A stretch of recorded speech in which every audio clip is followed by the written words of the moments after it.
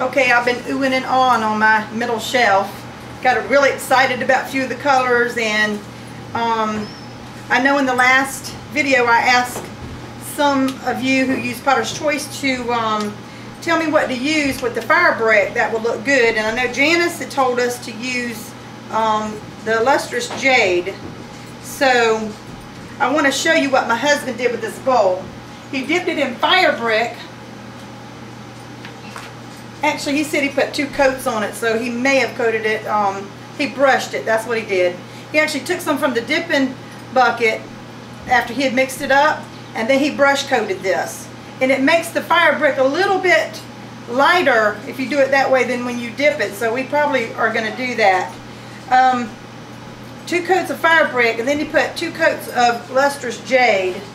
I hope you can see this, just in case this sells today at the market and I don't get pictures of it. That's the bad part about doing a kiln opening on a Saturday. That is just really pretty. And then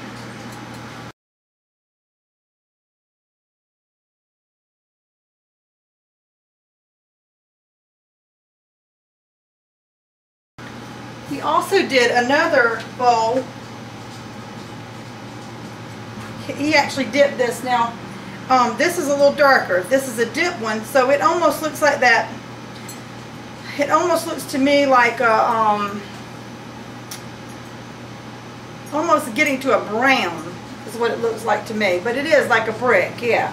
So it's dark, and he also he did 1 dip of fire brick, and then he dipped the other half in blue rutile. So that's the blue rutile there on the edges. I think we could have stood a little longer dip for blue rutile, because it's not quite dark enough for the fire brick, but it looks good. He did a good job.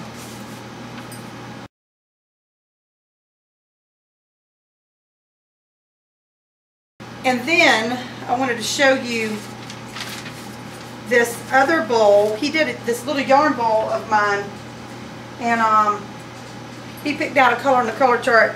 This is one of the prettiest colors I have seen yet together. This is 2 coats of blue rutile and 2 coats of palladium.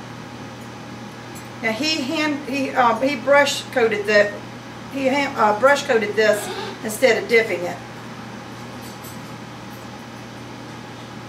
I'm gonna see if I can get a close up, because I know y'all like that one.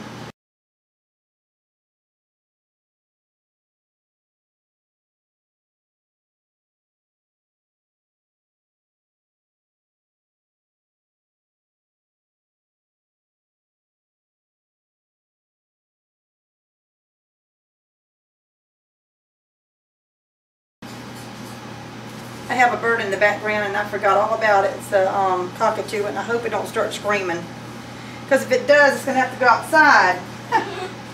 Yep. Okay, this is a really red mug by Coyote. I used 2 coats, and then I went over it with gunmetal green on the edges. And I really, really like this too. Really like these hand warming mugs.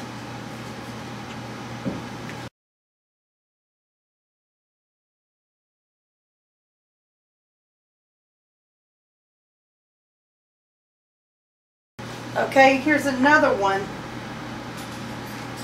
This mug here is very pretty. It was done Laguna's Chum Plum over 1 coat of Blue Midnight, which was Potter's Choice. Very, very beautiful. Has lots of blues. I can see plum. I can see, looks like black in there. It looks pink. There's a lot of color in this. Very beautiful. So I can see Chum Plum being very pretty over blue rutile, as well as the Blue Midnight. So any of the blues you can mix that Chum Plum with.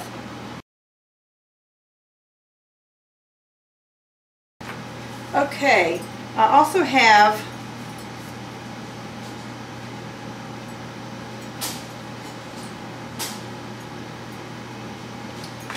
this was done in fire brick on top, and it was also blue rutile on the bottom and the blue rutile inside here. I took the brush and I brushed a little bit of the blue rutile in here so it picked up the browns because it's not real thick. So it almost gives it like a goldish color inside, but it's got the blues on the outside, so that's what this mug here is. And this has 2 coats of Art Deco green, and then it has Coyote oatmeal on the edge. So that's what happened. The oatmeal is on the edge of this, and it's kind of ran here. So you got a green and white mug. Okay, then I have this mug. I did red gold on the inside, red gold on the outside, but I had also held it down into the dipping bucket and dipped it in fire brick first. And then I brushed a little bit on the edges. So it's got a real rough feeling on the edge of the mug here, so I'm not sure if I'm really going to sell this like this or not. I don't even know if I sanded it, if it would help this at this point. I wasn't thinking that it would probably do this. And this is white clay. But it's pretty, like I said.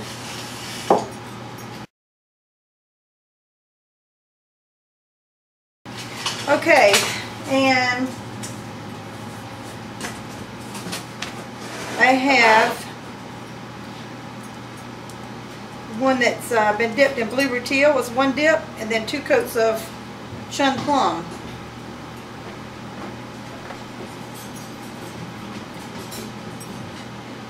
I tell you, Chun Plum over blue rutile is just beautiful. It really is.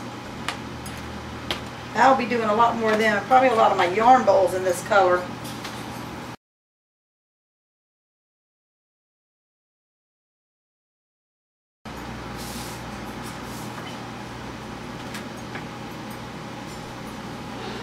And here is a mug that Chris did. This was done in midnight blue, believe it or not. But then I have put gunmetal green inside and half of it outside. And it's very green in there. Turned out pretty, but I was just surprised that I don't see the blue down here. It's all green.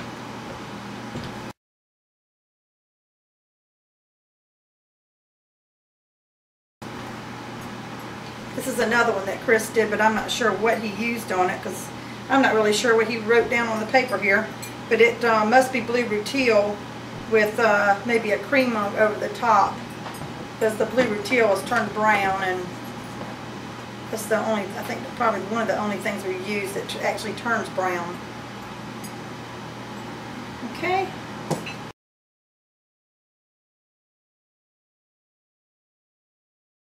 Okay, I have a terracotta bowl, and it's done in a coat of midnight blue, and it has 3 coats of indigo float over the top. And y'all seen me use this a lot of times, but on this kind of buff clay, it's got all these specks in it. And this bowl is very beautiful.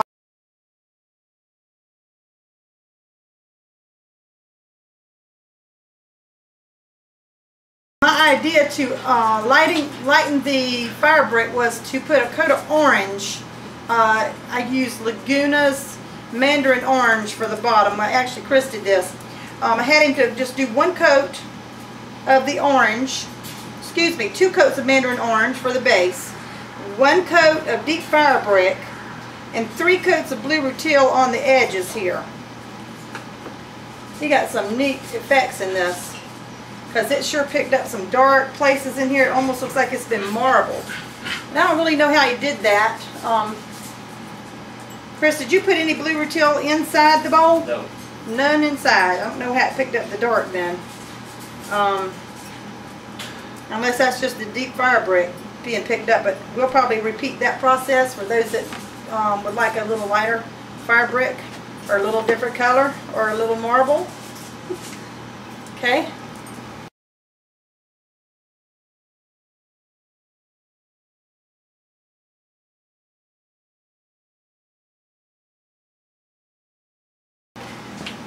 And let's see, here's a vase. It's got 2 coats of blue rutile, 2 coats of gunmetal green on the edges, and he said he put a heavy coat on it, but you don't see it because we were mixing the gunmetal green a little bit too much water to, well, we've had it run on the shelves so much we started to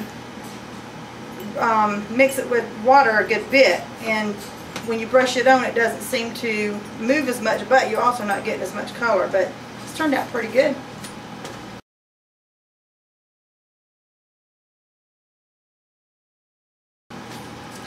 And then I got a surprise in here for Jean. I don't know if Jean watches the video, but Jean, my friend back in South Carolina, she ordered a hand warming mug, and I'm pretty sure she told me to do it teal, which is hence the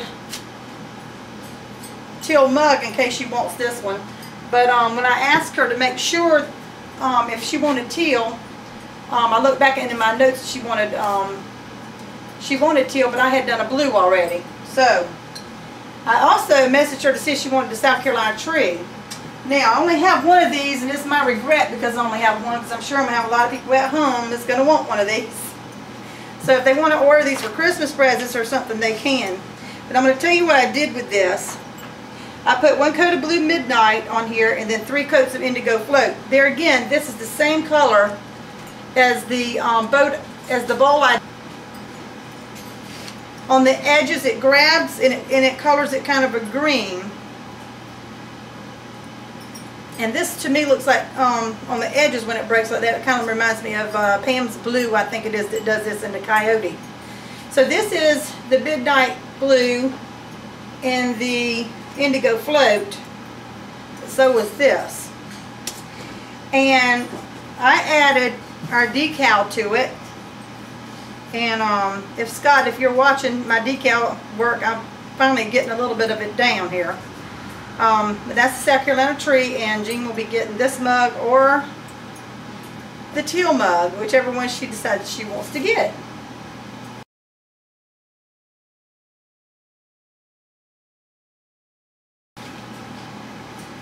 And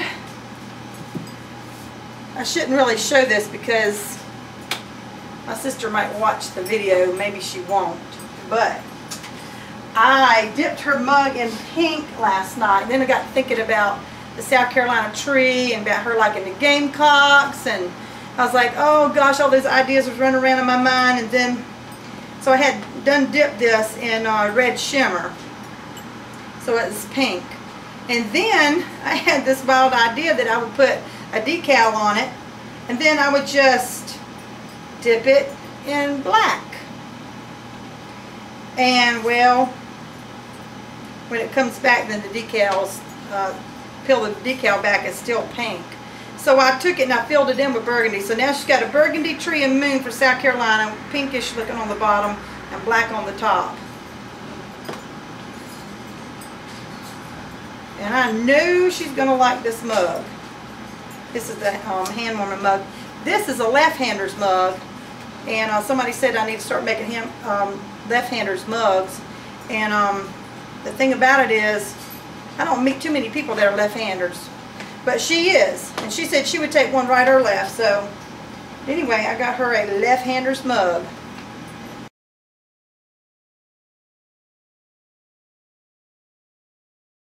The next bowl I did, I brushed 2 coats on the bottom of the bowl on the chattering part. Oh, we got some colors. Fire brick, and then I did an inside swirl with fire brick, and then I waxed the swirl and put 2 coats of Indigo Float, 1 Blue Midnight over the rim, and Gunmetal Green over the top of that. So Blue Rutile, Gunmetal Green, and that Indigo Float turns green. My bird likes it. It whistled. Okay, this is kind of a neat bowl. I mean, I don't know about that green and that indigo float, but I do like it. It's just interacting with the brown part of the glaze in the blue teal is all that is, but you know, it's different.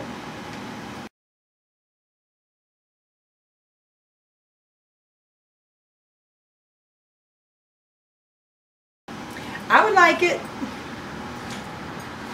Okay, I also have 2 mugs with Mako's Northern Woods, 2 coats under 2 coats of alabaster. And alabaster is a white color. And those turned out pretty neat, but they look greenish colored rather than the brownish color we thought we were going to get. So there again, Mako may be on their charts that I was looking at, they could be using a terracotta clay. This is the white clay. This is really gorgeous, really, really nice inside. I don't know if you can see that or not. Like I said, if they don't sell today, I will get pictures of this.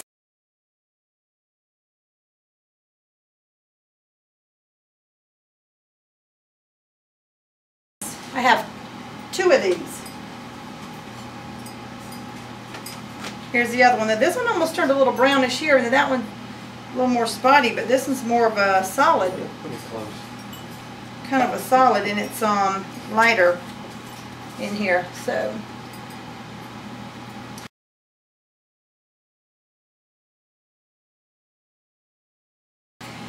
and last but not least, I have a bowl, 2 brush coats of fire brick under 3 coats of ancient jasper. Now this is the one that has the brochure where they advertise the ancient jasper, and everybody's trying to get the color, and I haven't looked at it yet because can't really see too good in the kiln, but it probably didn't turn out either. But well, yeah, it's got the jasper, look, the color inside. The fire brick shows up, at least in this one, because you know I showed you the ancient jasper, how dark it is on the little vase right here. So it kind of does turn out a little bit of brown in that. But with this one, this almost looks like some of my my oven casseroles that I've done with another color. See, I like the way it kind of broke there and shows the fire brick in there. I think that's kind of neat. So that's ancient jasper and fire brick together, and the fire brick was more dominant on the rim as well. So I'll definitely try this one again.